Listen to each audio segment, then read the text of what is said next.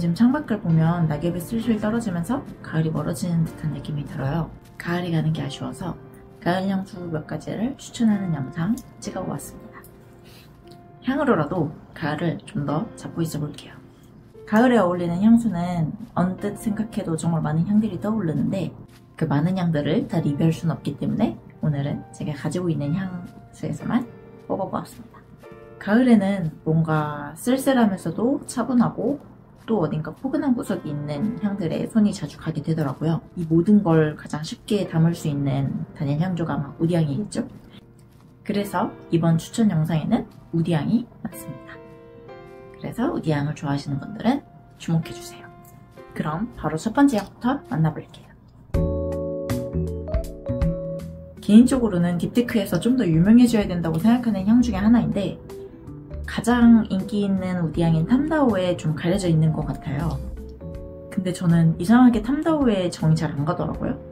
그래서 만약에 우디향을 좋아하시는데 탐다오에게 별로 끌리지 않았다 거나 아니면 좀 더 다채로운 우디향을 즐기고 싶다 하시는 분들에게 추천드리는 향수입니다. 그럼 이 34번가 생제르망은 어떤 향이냐 라고 하신다면 저는 한 줄 요약을 하자면 스파이시함이 가미된 우디향이라고 할 수 있을 것 같아요. 향신료라고 하면은 그거 너무 인도나 중동 쪽 냄새거나 아니면 너무 외국 향수 냄새 아니냐 이렇게 하실 수가 있는데 생제르망의 스파이시함은 그런 뉘앙스가 크게 강하지는 않아요. 비유가 웃기긴 한데 우리가 스테이크를 구울 때 향신료를 넣으면 향신료 자체의 맛은 그렇게 강하지 않아도 스테이크의 맛과 향을 좀 더 업그레이드 시켜주는 느낌이잖아요. 이 34번가의 생제르망에서도 그 베이스가 되는 우디향을 이 스파이시함이 좀 더 다면적으로 꾸며주는 듯한 느낌이 들어요. 제가 생제르망을 뿌렸을 때 제 지인이 이거 절간향이라면서 되게 좋아하셨던 적이 있거든요. 사람들이 향을 얘기를 하면서 절간향이라고 많이 하시는데 또 그 절간향이 어떤 향이냐 물어보면 사람마다 생각하는 절간향이 조금씩 차이가 있더라고요. 그래서 제 주변인들이 생각하는 절간향들을 종합해본 결과 저는 절간향이라는 게 너무 자극적이지 않고 편안한 느낌을 주는 우디향 그리고 세월의 흔적이 느껴지는 우디향 정도로 생각하고 있어요. 그런 의미에서 이 34번가 생제르망도 편안한 아로마틱함이 포함된 우디향인 절간향이라고 할 수 있을 것 같아요. 두 번째 소개해드릴 향은 세르주르텐의 상탈 마제스크입니다. 세르주르텐이 몇 년 전에 우리나라에서 공식적으로는 철수를 하면서 아직도 우리나라에서는 그렇게 대중적인 하우스는 아닌 것 같은데 그렇지만 제가 가장 많은 향수를 소장하고 있는 하우스가 세르주르텐이고 그리고 누군가 저에게 가장 좋아하는 하우스가 어디냐 라고 물었을 때 저는 항상 이 세르주르텐이라고 얘기를 합니다. 저는 대중적인 향보다는 좀 특색 있는 향들한테 끌리는데 이 세르주르텐에서 항상 그 한 끗의 색다름을 느끼게 되는 것 같아요. 세르주르텐이 조향사님 이름이기도 한데 그 세르주르텐님이 배운 변태라고 불리는 데에도 이유가 있겠죠. 그렇다면 이 세르주르텐의 상탈 마제스킬은 어떤 향이냐 하면 이름에 상탈이 있는 만큼 상탈 샌다르두가 메인이 되는 향입니다. 아마 르라보의 상탈 때문에 샌다르두가 조금 익숙하신 분들이 많을 거예요. 그런데 르라보의 상탈만큼 그렇게 나무나무한 향은 아닙니다. 이 우디 향과 비슷한 비중으로 장미도 느껴져요. 부드러운 샌다르두와 빨간 장미가 묘하게 섞이는데 뭐라 설명하기가 좀 어려운데 매혹적이고 고혹적인 뉘앙스를 풍기는 향입니다. 향이 전반적으로 밝은 느낌보다는 좀 어둑한 느낌인데 노란 불빛 아래 이제 그림자진 곳에서 정말 예쁜 여성이든지 아니면 멋진 남성분이시든지 저를 그윽하게 쳐다보고 있는 그런 느낌? 근데 이게 또 대놓고 플러팅을 한다기보다는 묘한 매력이 흘러나오는 느낌? 고급지고 우아한 뉘앙스도 있어서 더 그렇게 느껴지는 것 같아요. 세르주르텐 공식 홈페이지에 가보면 샌다르두랑 터키시 로즈랑 카카오 이렇게 세 가지 노트를 공개를 해 놓았는데 세르주르텐이 그 향조를 공개 안 하는 걸로 유명하기 때문에 아마 이 세 가지가 다가 아닐 거예요. 왜냐면 제 코에는 더 다채롭게 느껴지거든요. 제가 느끼기에는 샌다르두와 이 빨간 장미를 메인으로 해서 그 뒤로 시나몬 같은 날카로운 스파이시함도 조금 느껴집니다. 그리고 그 뒤로는 달지 않은 파우더리한 카카오 그리고 머스키함도 느껴지면서 마무리됩니다. 이 향은 정말 저만 알고 싶은 향인데 이렇게 소개를 하게 되네요. 정말 예쁘고 독특한 향입니다. 사실 제가 소개를 하고는 있지만 아무도 안 썼으면 좋겠습니다. 세 번째 향은 세르주르텐의 파이버 클락 오 진잼브레입니다. 세르주르텐이 제가 좋아하는 하우스라 특별히 한 가지 향을 더 들고 나왔습니다. 이 파이버 클락 오 진저는 앞에 상탈바제 스킬보다는 좀 더 밝고 아로마틱하고 스파이시한 부분은 조금 더 강한 향이에요. 이름을 직역해보면 5시의 생강이라는 뜻인데 아마 오후 5시에 마시는 생강티에서 영감을 얻지 않았나 싶어요. 사실 이 파이버 클락 오 진저를 맡아보면 우리가 생각하는 그런 맑은 생강차의 느낌은 아니에요. 우디향, 시나몬, 생강차 이 세 가지의 비중이 비슷하게 느껴지는 향이에요. 그래서 생강차 그 자체의 느낌이라기보다는 뭔가 통나무 오두막집에서 시나몬 당근 케이크를 먹으면서 따뜻한 생강차를 마시는 듯한 느낌? 뭔가 그런 공간에서 느껴질 것 같은 향입니다. 약간은 바랜 듯한 빈티지함도 느껴지는데 중간중간 베르가못과 진저의 톡톡 튀는 향으로 생기는 살아있는 듯한 그런 이미지입니다. 세르주르텐의 우디 스파이시 향들을 시향을 하다 보면은 뭔가 세르주르텐님이 좋아하는 공식 같은 게 느껴지거든요. 어디서 들은 얘기인데 조향사들도 조향을 계속 하다 보면 자기도 모르는 사이에 그런 쪼 같은 게 생긴다고 해요. 좋게 말하면 그게 바로 그 조향사 고유의 아이덴티티겠죠. 앞에 상탈 바지스키를 하고 이 파이버 클락 오 진저에도 세르주르텐님 특유의 그 우디 스파이시함이 느껴지기는 해요. 그렇지만 이 우디 스파이시함이 너무 강하게 쓰여서 저도 좀 힘든데? 라고 느껴지는 향들이 꽤나 있는데 그 중에서도 이 두 가지 파이버 클락 오 진저랑 상탈 바지스킬은 굉장히 쉽게 웨어러블하게 쓰인 향입니다. 네 번째 향은 굿달의 앙상 플람보와 향입니다. 굿달에도 참 좋은 향들이 많은데 맨날 뿌티쉐리 같은 발랄하고 통통 튀는 향으로만 마케팅을 해서 좀 속상한 하우스 중에 하나입니다. 만약 뿌티쉐리를 시향해보시고 이 향은 나한테 너무 영한데? 라고 생각하셔서 그냥 지나치신 분이 계시다면 다음에는 꼭 굿달을 들리시면 다른 향들로 시향을 해보시기를 추천드릴게요. 우디향도 꽤나 잘하고 머스키향도 잘하더라고요. 그럼 굿달의 앙상 플람보와 향은 어떤 향이냐? 이름이 프랑스어라 좀 어려운데 영어로 번역을 해보면 플레이밍 인센스니까 타오르는 인센스 정도가 되겠죠? 실제 향도 쓸쓸한 인센스 그 자체예요. 페퍼, 넌맥 등의 향신료의 스파이시함, 그리고 허브의 시원한 스파이시함, 그리고 이를 눌러주는 차분한 인센스랑 우디향이 메인이 되는 향입니다. 사실 저는 티라 그런지 어떤 향을 맡았을 때 아 이건 어떤 향조가 들어갔고 어떤 계열이네 이렇게 분석을 하는 걸 좀 좋아하는데 가끔은 그런 분석이 먼저 나온다기보다는 하나의 분위기로 다가오는 향들이 있어요.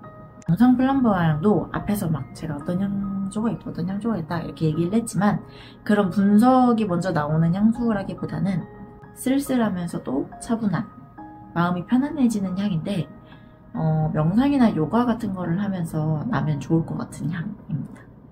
그리고 앞에 34번가 생제르망을 절간향이라고 표현해 주셨던 제 지인이 이 앙상 플람보와 향을 맡고서는 흑더미 향이다 이렇게 말씀을 해주셨거든요.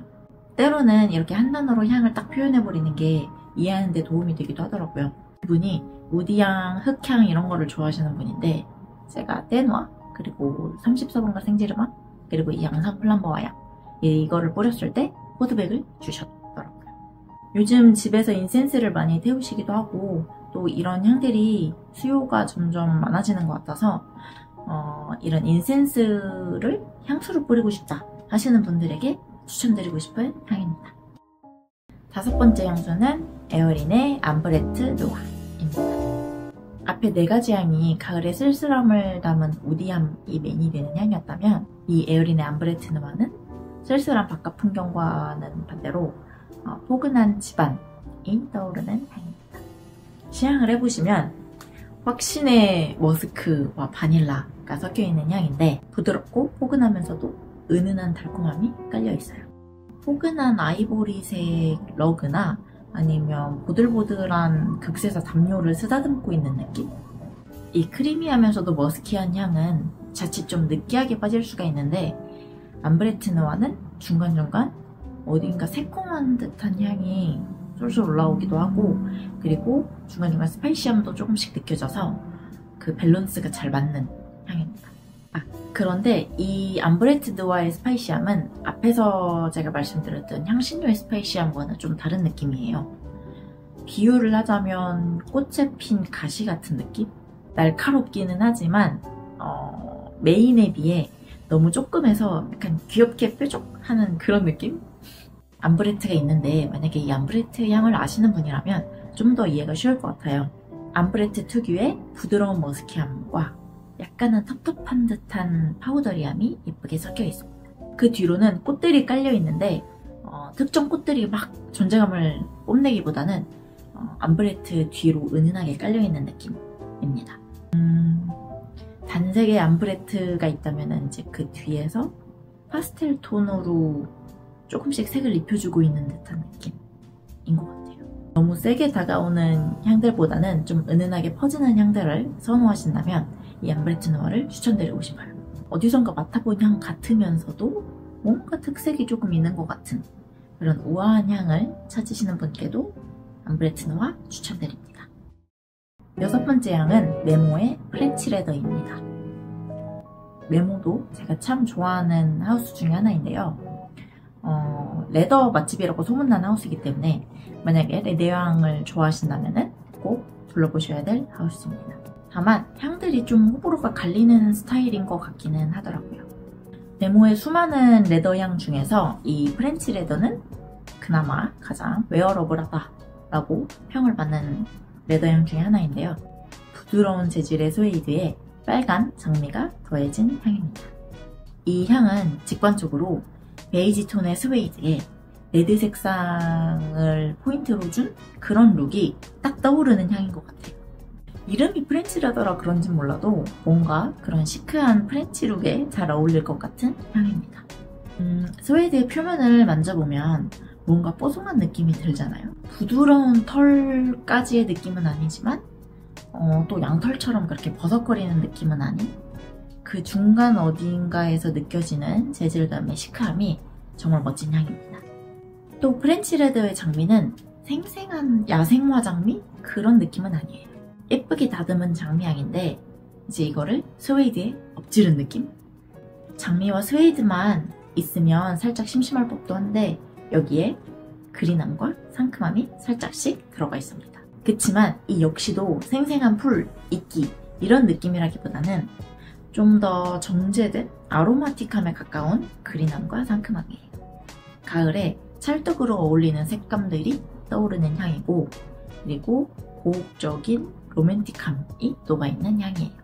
가을이 진짜 얼마 남지 않았기 때문에 저도 부지런히 좀 더 입어보려고 합니다. 제가 현재 소장하고 있는 거는 10ml짜리 테레블인데 저는 이 10ml도 꽤나 오래 쓰더라고요. 가격대가 좀 있어서 부담스러우신 분들은 이 10ml 트래블을 먼저 구매를 하셔서 시착향 해보시면서 손이 자주 가는지 먼저 보시는 것도 좋을 것 같아요. 저는 머지않아 트래블을 보내주고 본품까지 드리지 않을까 싶습니다. 7번째 향은 이스트와드 퍼퓸의 1969입니다. 로맨틱한 무드가 느껴졌던 프렌치 레더에 이어서 좀 더 센슈얼한 느낌으로 가볼게요. 이런 말을 해도 될지 모르겠는데 박스나 바트를 보시면 이 1969의 69만 높여져 있거든요. 어떤 느낌의 향일지 아시는 분들은 느낌이 오시겠죠? 체리 리큐르나 플럼 리큐르처럼 진득하게 절여진 프루티함이 먼저 느껴져요. 노트를 보면 복숭아라고는 하는데 저는 이 리큐르함, 술향 느낌이 더 강해서인지 복숭아처럼 느껴지지는 않더라고요. 물론 제가 생각하는 복숭아가 좀 맑고 깨끗하고 주시한 그런 느낌이라 매칭이 안 되는 것 같기도 해요. 술에 절인 복숭아라는 리뷰를 본 적이 있는데 복숭아보다는 술에 절인의 포인트를 좀 더 두시면 좋을 것 같은 향입니다. 이 향긋하면서도 진득한 프루티함이 뭔가 섹시하게 느껴지는 거는 여기에 곁들여진 스파이시함 그리고 어둑한 장미 덕분인 것 같아요. 카다멈, 클로브 등의 향신료의 스파이시함이 있는데 아마 이 부분이 호불호 포인트가 되지 않을까 싶습니다. 그렇지만 저는 오히려 이 부분 때문에 뭔가 퇴폐적인 무드가 생기는 것 같아요. 그리고 여기에 다크 초콜릿과 패출리의 쌉쌀한 터치가 더해진 장미까지 퇴폐미의 한몫을 합니다. 저는 대놓고 이거 봐라 나 섹시하지 이런 향들은 별로 좋아하지 않고 은근하게 풍기는 섹시함이 좀 더 매력적으로 느껴지더라고요. 이 1969가 그런 은근한 섹시함이 느껴지는 향수입니다. 제가 술자리에 갈 때 이성을 유혹할 수 있는 향수를 추천해달라는 요청을 받은 적이 있는데 아니 제가 그분이 어떤 취향을 갖고 있는 줄 알고 향수 추천을 해드려요. 그래서 그 취향을 알 수는 없지만 굳이 추천을 한다면 이 1969 향 자체가 부지함을 갖고 있는 향이기 때문에 그 TPO에 좀 더 맞아서 추천을 드린 적은 있습니다. 이 이스트와드 퍼퓸 하우스도 제가 정말 애정하는 하우스 중에 하나인데요. 조르주 상드, 헤밍웨이, 모나리자 등과 같이 캐릭터의 영감을 받아 만들어진 향수들도 있고 그리고 누가 봐도 파란병인데 파란병이 아니라고 주장하는 향수들도 있는 그런 재미있는 하우스입니다.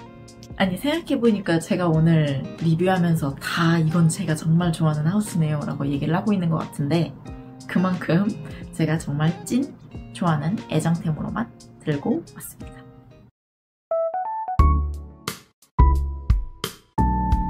이렇게 가을맞이 7가지 향수를 추천드렸는데요. 니치 향수의 뜻이 소수의 취향을 만족시키는 향수이기 때문에 비교적 좀 덜 유명한 향수들로 가지고 왔습니다. 물론 향잘할 분들은 이미 다 아실만한 또 그런 유명한 향수들이기도 한데 그래도 대중적으로 봤을 때 좀 덜 알려진 향수들과 하우스들로 소개를 해봤습니다. 오늘 소개해드린 향수들에 대해 좀 더 궁금한 점이 있으시면 역시나 댓글 환영이고요.